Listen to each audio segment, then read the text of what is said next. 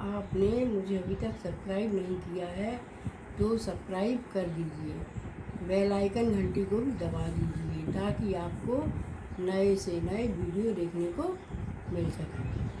आज मैं आपको बड़ी प्यारी कहानी सुना रही हूँ।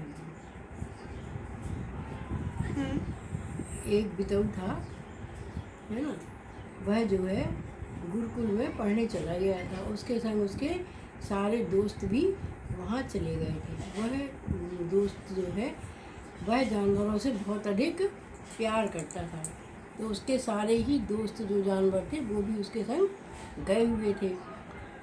उसमें खरगोश भी था, कछुआ भी था, हाथी भी था, मोर भी थी, सारे ही हाथी भी, सारे, हाँ हाथी भी था, सारे ही दोस्त उसके थे।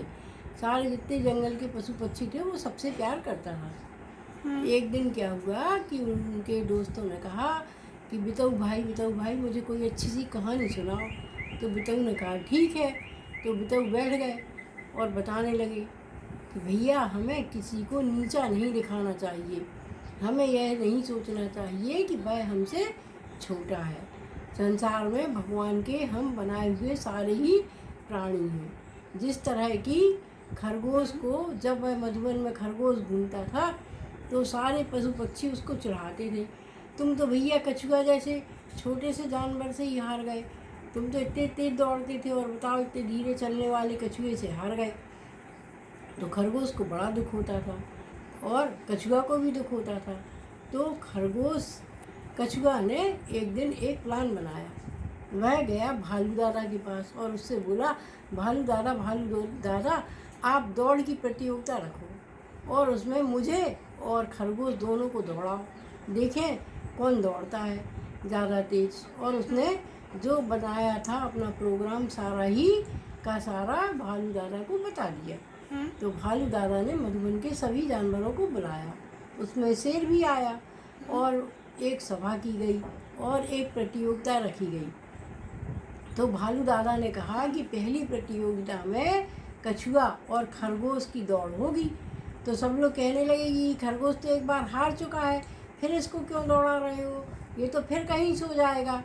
तो भालू दादा ने कहा कि उसी की वजह से मैं यह प्रतियोगिता रख रहा हूँ, क्योंकि तुम सब लोग खरगोश को हमेशा चढ़ाते रहते हो कि खरगोश सोता है, खरगोश सोता है। तो खरगोश भी खुश हो गया कि अब इस प्रतियोगिता में तो मैं ही जीतूँगा, और उन्होंने प्रतियोगिता रख ली। अब खरगोश खूब तेज दौड़ता गया और उसने कहा आज मैं नहीं सोऊंगा। और कछुआ तो धीरे धीरे ही चलता था, तो वह धीरे धीरे चलता रहा। लेकिन भालू दादा ने जहाँ पर प्रतियोगिता रखी थी वहाँ पर बीच में एक नदी आ गई, तो खरगोश वहीं जाके खड़ा हो गया। अब कछुआ आया तो कछुआ ने कहा, खरगोश भाई आप क्यों खड़े हो? तो उन्होंने कहा, देखो कछुआ भाई, ये इतनी बड़ी नदी में कैसे पार कर पाऊंगा? तो कछुआ ने कहा, कोई बात नहीं, आप मेरी पीठ पर बैठ जाइए और मैं आपको नदी पार करा देता हूँ। तो खरगोश जाके कछुआ की पीठ पर बैठ गया और कछुआ तैरने लगा और खरगोश ने हाथ में वो डंडा पकड़ा हुआ था।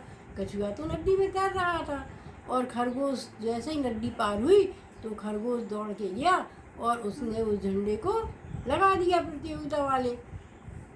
तो सब लोग जो है ताली बजाने लगे और कहने लगे कि खरगोश भाई जीत गए, खरगोश भाई जीत गए, इस बार कछुआ भाई हार गए।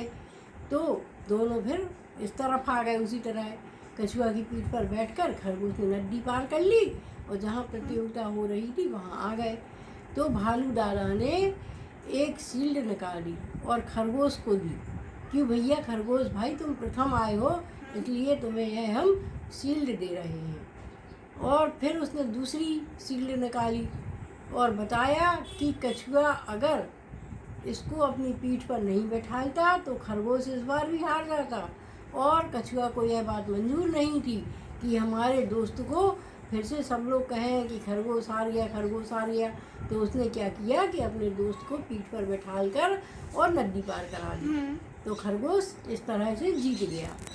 तो उसने क्या किया, भालू दादा ने दूसरी शील्ड कछुआ को दी और कछुआ उस शील्ड पाकर बहुत खुश हुआ, और खरगोश ने भी अपनी शील्ड कछुआ को दे दी और कहा कि कछुआ भाई अगर नहीं होते तो मैं तो हारा ही हारा था, इसलिए मधुवन में बहुत खुशी की लहर दौड़ गई और सारे पशु पक्षी एक दूसरे के गले मिलने लगे।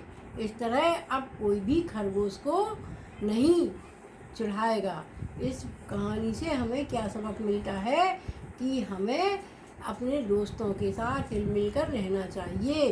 उनको कभी भी क्रोध नहीं करना चाहिए, ना उनको कभी डांटना चाहिए और गले मिलके अच्छे हिल मिलकर रहना चाहिए।